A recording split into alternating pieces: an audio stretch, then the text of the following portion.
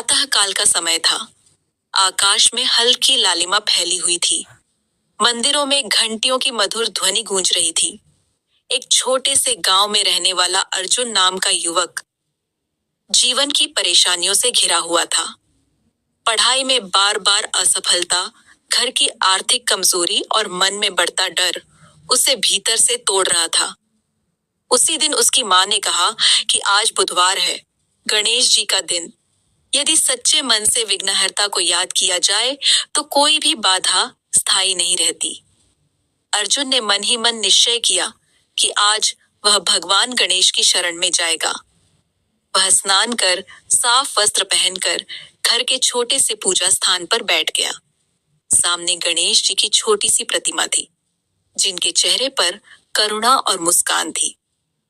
अर्जुन ने दूर्वा, मोदक और जल अर्पित किया और मन से बोला कि हे गणेश प्रभु, मैं रास्ता भटक गया हूँ, मुझे सही दिशा दिखाइए। तभी उसे गणेश जी की कथा याद आई कि कैसे उन्होंने परिक्रमा में माता पिता को ही संपूर्ण संसार मानकर ज्ञान और विवेक से विजय पाई थी। अर्जुन समझ गया कि शक्ति से नहीं बल्कि बुद्धि से ही जीवन की समस्याएं सुलझती हैं। पूजा के बाद उसने निश्चय किया कि वह भाग्य को दोष देने के बजाय परिश्रम और धैर्य को अपना मार्ग बनाएगा। उसी दिन उसने अपनी पढ़ाई का नया कार्यक्रम बनाया, छोटे छोटे लक्ष्य तय किए और हर काम की शुरुआत गणेश जी के नाम से करने लगा। धीरे धीरे उसके भीतर आत्मविश्वास बढ़ने लगा। कुछ दिनों बाद उसे पहली बार सफलता का छोटा सा फल मिला। यह सफलता उसके लिए किसी मोदक से कम नहीं थी।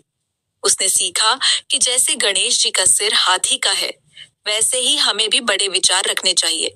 जैसे उनके बड़े कान हैं, वैसे ही हमें दूसरों की बात ध्यान से सुननी चाहिए। जैसे उनकी छोटी आंखें हैं, वैसे ही हमें लक्ष्य पर एकाग्र रहना चाहिए।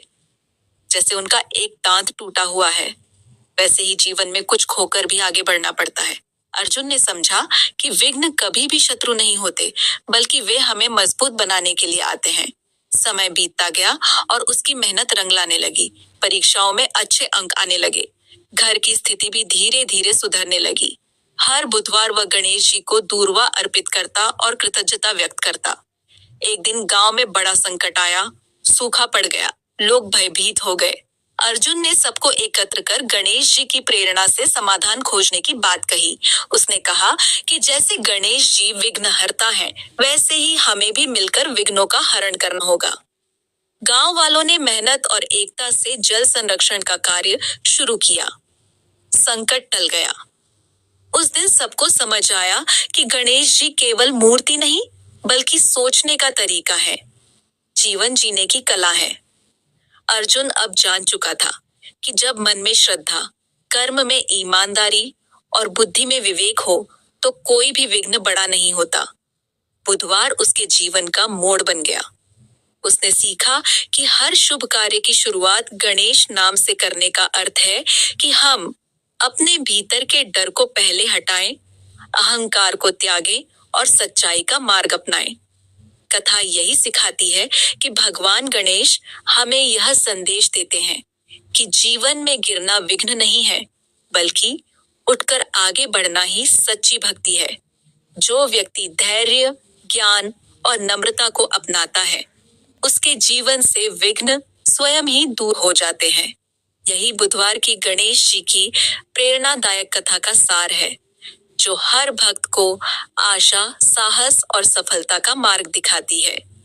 प्रिय भक्तजनों, ऐसे ही और कहानी और कथा सुनने के लिए हमारे चैनल को लाइक, शेयर, फॉलो और सब्सक्राइब करें। धन्यवाद। आपका दिन शुभ हो, मंगलमय हो।